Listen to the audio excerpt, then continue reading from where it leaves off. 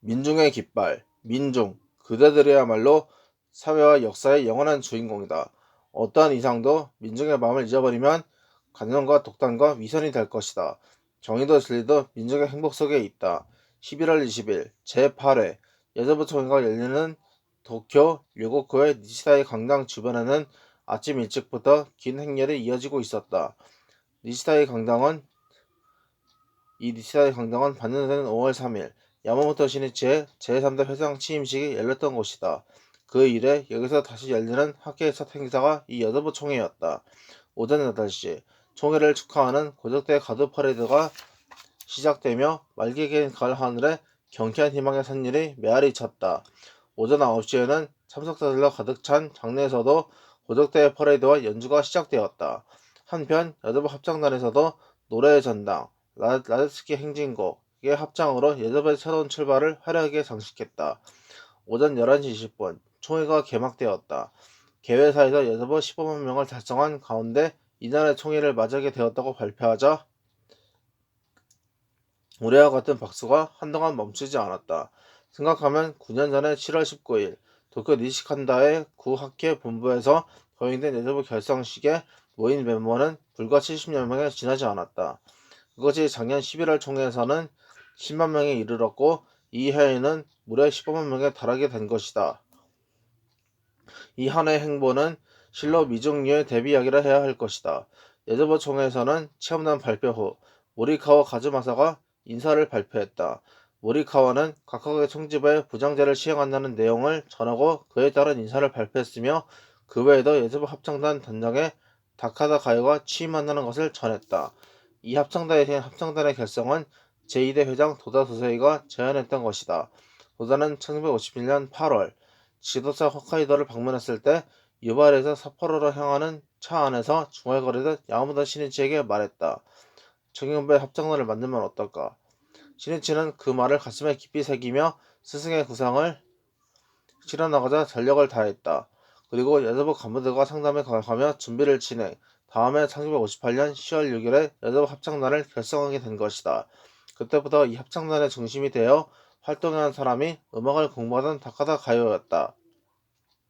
이 총회에서 야마모토 시니치는 도다 스세이의 여자분은 행복하세요 라는 지도를 인정하며 행복에 대해 이야기해 갔다. 알랭이나 에머슨 등 수많은 철학자와 사상가가 행복을 논했습니다만 단지 그들의 책을 읽는다고 해서 절대적으로 자기 자신도 행복해지고 타인도 행복해질 수 있는가 하면 유감스럽게도 그 대답은 결코 그렇다고는 할 수 없다는 것입니다. 행복과 평화는 전 민중의 염원입니다만 그 절대적인 원리를 제시한 사람은 아무도 없습니다. 그런 가운데 오로치 니치단 대성에게서만이 만인의 행복의 길을 구체적으로 열어주셨던 것입니다. 행복은 어디에 있는가? 그것은 결코 저편에 있는 것이 아니다. 사람의 흉중에 자신의 생명 속에 있는 것이다. 돈이나 물건을 손에 넣음으로써 얻을 수 있는 행복도 있다. 그러나 그것은 순간의 행복에 지나지 않는다. 도다는 그것을 상대적 행복이라 불렀다. 그리고 설령 인생에 시련이나 고난이 있다 해도 그것마저도 즐거움으로 삼으며 살아있는 것 자체가 행복하다고 하는 경애를 절대적 행복이라고 했던 것이다. 이 유연 대의 경애를 확립하려면 어떤 환경에도 지지 않는 강한 생명력이 필요하게 된다. 그 생명력은 자신의 흉중에 내재하고 있는 것으로 그것을 어떻게 하면 끌어낼 수 있는가를 설한 것이 불법이다. 시니치는 대확신에 불타오르며 호소했다. 신심의 목적은 성불하는 것이며 행복하게 되는 것입니다. 이러한 성불과 행복을 위해서는 불법의 진수이자 대성의 실세에 본해인 어번자에 대한 시습을 하는 것 이외에는 없습니다.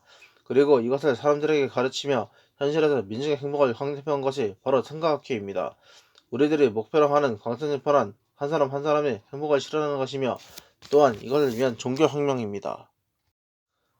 유럽의 어느 철학자는 남을 행복하게 하는 것이 가장 확실한 행복이라는 취지의 말을 남겼습니다만 홍교에는 환희가 있고 최고로 충실한 생명이 있습니다. 아무쪼록 여러분은 이 광선지파라는 성업에서 생에 떨어지는 일 없이 행복을 실현해 가기 바랍니다. 사람의 마음은 변하기 쉽고 더럽는 것입니다. 앞으로도 학계는 대난을 받으며 비방당하는 일이 있을 것입니다. 그렇게 되면 금세 마음이 약해져 신심에서 멀어져가는 사람도 나올지 모릅니다. 그러나 진실한 행복의 길은 신심밖에 없다는 것을 단언합니다. 야마모토 시니치는 여기서 나는 행복론을 이야기할 생각은 없었다. 우리를 행복을 향한 분명한 길을 알고 있는 동지들이다. 나머지는 그 길을 굳세게 걸어가는 것이다. 신이치는 이야기를 계속했다. 여러분 중에는 나는 절복 같은 것은 할 수 없습니다 하는 사람도 있을지 모르겠습니다만 그래도 상관없습니다. 마키코지 선생님 때에도 도다 선생님 때에도 화기가 절복을 하라고 부탁한 적은 단 한 번도 없었습니다. 대성원께서는 우리들에게 절복을 하면 증명을 전환하고 성불할 수 있다고 약속하셨습니다. 그러니까 자신의 생명을 전환하기 위해 행복을 위해 하자는 것입니다. 더구나 그것이 벗을 구하고 사회의 번영과 평화를 구축하는 원천으로 되어간다. 이보다 더한 성공은 없습니다. 그 중에는 열심히 홍교에 힘써도 좀처럼 결실을 맺지 못하는 사람도 있을지 모릅니다. 이렇게 말하면 여자부장에게 핀잔을 드릴지도 모릅니다만 여러분은 아직 젊기 때문에 결코 결과에 대해 처소할 필요는 없습니다. 포교에 간다는 것은 자신을 드높이는 인간이 할 수 있는 최고로 자유로운 수행이면서 사람들을 행복과 평화로 이끌어가는 가장 극적인 우정의 증명입니다. 중요한 것은 저 사람이 불쌍하다, 행복했으면 좋겠다는 마음으로 주위 사람들에게 기회 있을 때마다 불법을 이야기해가는 것입니다. 지금은 심심하지 않더라도 이쪽에 강한 일념과 우정이 있으면 언젠가는 반드시 불법이 눈뜰 때가 옵니다. 또한 간부는 홍교가 되지 않아 고민하는 사람을 추궁하거나 꾸짖으면 안 됩니다.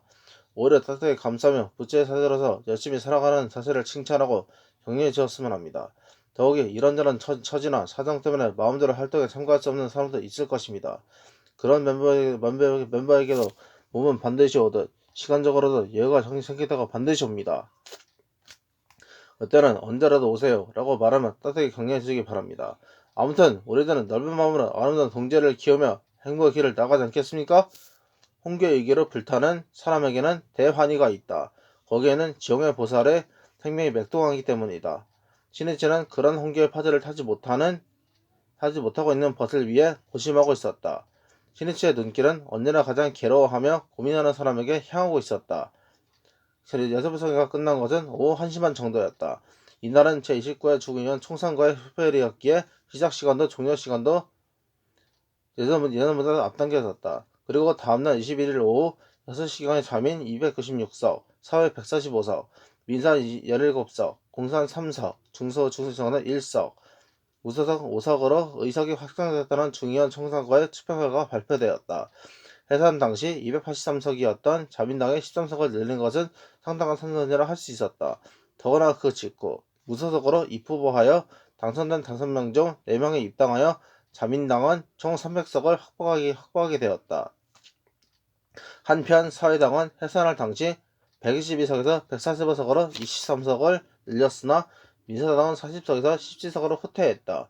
결국 야당은 개헌을 저지할 수 있는 제적 의원의 3분의 1을 약간 웃도는 지난번과 비슷한 수준에서 그쳤던 것이다. 중요한 총선거 후 발족한 제2차 이케다 하야토 내각은 300석을 확보한 자민당을 배경으로 장기 안정 정권의 구도를 보이게 되었다. 야마모토 시니치는 선거 결과를 보면서 일본 정치의 행보를 우려하지 않을 수 없었다. 그것은 결과적으로 중도를 걷는 정당의 세력 약화와 함께 저 신안보 조약을 둘러싼 자민, 사회 양당의 대결 구도만 더욱 부각시킨 셈이 되었기 때문이다. 이 총선거의 초점은 의회제 민주주의를 바르게 정립하자는 것이었다. 신안보 조약의 체결에 즈음한 정사관의 국회 투입, 여당 측의 단독 강행 가결, 또 사회당의 실력 행사 등의 이상 사태가 계속되자 민주정치의 확립을 위해 국회 해산과 총선거를 하게 된 것이다. 원래 이 혼란의 최대 요인은 처음부터 자민당과 사회당의 당력을 고집한 나머지 진정한 의미의 토의나 심의를 하지 않았을 뿐 아니라 쌍방 모두 양보나 합의를 할 기미를 전혀 보이지 않았다는 것이다. 그리고 그런 와중에 자민당의 의석수를 이용한 강행 타결로 몰고 가 신안보 조약을 단독으로 가결했다. 안건에 대해 다른 의견이 있는 것은 당연하다. 심의의 결정은 최종적으로 다수결에 따를 수밖에 없다. 그러므로 당리 당력을 초월하여 국민을 가장 먼저 생각하고 합의를 구하며 신중하게 심의를 거듭하는 것이 무엇보다 중요하다. 그러나 이 선거 결과에서 자신감을 얻은 자민, 사회 양당은 그런 자세를 고칠 것 같지도 않았다. 그렇게 되면 정치에 대한 국민의 불신은 점점 더 깊어져 갈 것이다. 야마모토 시니치는 어느 정당이 진정으로 민중을 위한 정치를 실천하고 있는지 엄하게 주시하고 있었다. 시니치는 청년은 명심하자 정치를 감시하라는 도다스의 유언을 한순간도 잊은 적이 없었다. 지금까지의 자민당 정책을 보는 한 그 기조는 대기업을 옹호하는 것에만 한정되어 있었다. 또 노조에 소속된 노동자를 위한 정책을 추진하는 정당은 있었지만 하청업체에서 일하는 노동자들에게는 어느 정당도 관심을 거의 보이지 않는 것이 현실이었다. 그러나 생활고에 가장 허덕이는 것은 바로 그런 영세업자들이고 또한 그 공장에서 일하는 사람들이다. 어느 것이나 노동 조건은 극히 열악하여 아침부터 심야까지 땀과 기름 범벅이 되어 일하다 수입은 얼마 되지 않았다. 더구나 아무런 보장 대책도 없어 만약 병으로 쓰러지기라도 하면 생활은 바로 파탄이다. 또 일당 불황에 빠지면 가장 먼저 그 타격을 받아 일자리를 잃는 것도 이들이었다. 신이치는 진정한 서민이라 해야 할 이 사람들을 누가 진심으로 지킬 것인가 생각하니 학계의 깊은 사명을 통렬하게 느끼지 않을 수 없었다. 참된 불법은 가장 고난하는 민중에게 살아가는 희망과 용기를 주어 지혜와 힘을 솟게 한다. 창과학계는 한 사람 한 사람의 소생과 인간으로서 자립할 수 있는 길을 제시하고 실제로 무너지지 않는 행복을 실현해왔다. 지금 그 흐름은 일본의 조류가 되려고 하는 것이다. 더욱이 학계는 서민, 민중의 이익과 번영을 제일로 여기는 고귀한 인격을 소유한 유능한 인재를 지방의회와 참의원의 정치 분야에도 배출해왔다. 지방의회 진출은 생활의 편의를 도모하는 등 사람들의 생활과 직결된 재분야에서 참의원 진출은 국정을 엄하게 체크한다는 것에서 매우 중요한 의미를 가지고 있었다. 그러나 민정을 위한 정치를 실현하고자 한다면 언젠가는 국정의 근간이 되는 중요한 인재를 내보내는 일도 필요하다고 신이치는 생각했다. 이후로부터 신이치는 일본의 정치 현상을 자세히 살펴보며 숙고를 거듭했다. 아무튼 정치가 지켜야 할 근본은 언제나 민중이라는 것을 결코 잊어서는 안 된다. 이케다 수상은 소득 배분 계획을 내걸고 풍요로운 일본의 건설을 약속했다.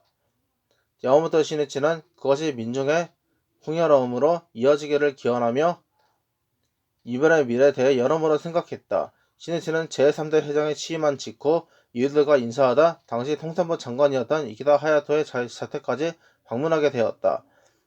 장관의 자택은 화계 본부 바로 그 근처에 있었다. 신이치는 응대하러 나온 장관에게 인사했다. 참가학회 야마모토 신이치라고 합니다. 이번에 회장이 되었기에 인사서 왔습니다. 회장이 되셨다니 이 멀 청년의 회장입니까? 그래서 크게 웃었던 이를 신이치는 그립게 회상했다. 이 신화노 마치 주변에는 예로부터 역사적 유명한 사람들이 많이 살고 있었다. 예를 들면 정오의 총재로 수상을 역임한 이누카이 스요시는 1922년부터 1932년 5.15 사건으로 생일을 마칠 때까지 약 10년간 요스야의 미나미초에 살았다. 이누카이는 1930년 마키구치 스네사부로가 청각적 학체계를 발간했을 때 휘하를 보내준 사람이었다. 그 이누카이 수상의 뒤를 이은 사이토 마코토 수상의 저택도 요사이 나카초에 있었다. 또 시노노 마치와 연구하고 있는 사람들 가운데에는 에도 후기의 소설가로 유명한 다키자와 바킨, 여성운동가의 히라스카 나이테오, 사회운동가의 시가이 도시코 등도 있다. 시가이 도시코는 러일 전쟁 직전 반대를 호소하는 해이민 신문을 창간, 그 후 오랜 세월 동안 요사의 사문초 등 시노노 마치 주변에서 살았다. 한편 시노노 마치는 아오야마 연병장이나 여러 군데의 군사학교와 가까웠기 때문에 군인들의 집도 많았는데 러일 전쟁에서 아키야마 기병연단으로 용명을 달았던 아키야마 요시후르도 니시시나노 마치의 땅을 터전으로 삼았다. 그 동생의 사내 유키는 동해 해전 때 날씨는 청량하나 파도는 높구나 라는 유명한 말을 남긴 연합 함대 참모였는데 니시시나노 마치에 있는 형의 이 집에 자주 드나들었다고 한다. 더욱이 중일로의 길을 연 선인 다키사키 다스노스케의 자택도 이누카이 자택과 나란히 있었다.